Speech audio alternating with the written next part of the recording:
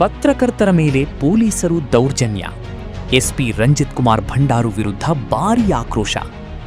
ಚಿತ್ರದುರ್ಗ ಜಿಲ್ಲೆಯ ಹಿರಿಯೂರು ಪಟ್ಟಣದಲ್ಲಿ ಹಮ್ಮಿಕೊಳ್ಳಲಾಗಿದ್ದ ದಿವಂಗತ ಮಾಜಿ ಸಚಿವ ದಿವಂಗತ ಡಿ ಸುಧಾಕರ್ ನುಡಿ ನಮನ ಕಾರ್ಯಕ್ರಮದ ವೇಳೆ ಪೊಲೀಸರು ಮತ್ತು ಪತ್ರಕರ್ತ ನಡುವೆ ತೀವ್ರ ವಾಗ್ವಾದ ನಡೆದು ಪೊಲೀಸರ ವಿರುದ್ಧವೇ ಮಾಧ್ಯಮ ಪ್ರತಿನಿಧಿಗಳು ಪ್ರತಿಭಟನಾ ಕಾರ್ಯಕ್ರಮದ ಸುದ್ದಿ ಪ್ರಚಾರಕ್ಕಾಗಿ ವೇದಿಕೆ ಬಳಿಗೆ ಪ್ರತಿಭಟನೆ ನಡೆಸಿದರು.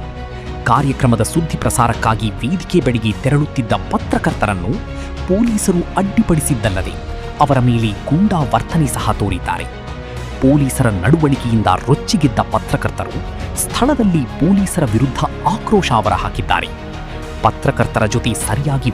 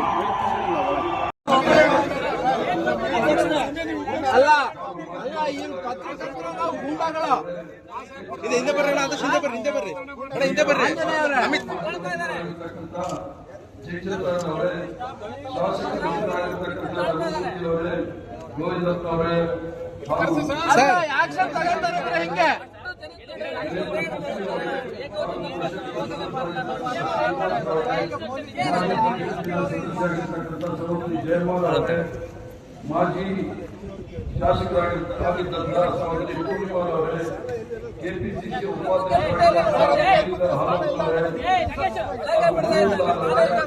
ತಿಪ್ಪೇಸ್ವಾಮಿ ಅವರೇ, ಜಿಲ್ಲಾ ಪಂಚಾಯತ್ ತಾಲೂಕು ಸಮಿತಿಯ ಸದಸ್ಯರೇ ಹಾಗೂ ಸುಧಾಕರ್ ಅವರ ಅವರ ಧರ್ಮಪತ್ನಿ ಆಗಿರ್ತಕ್ಕಂಥ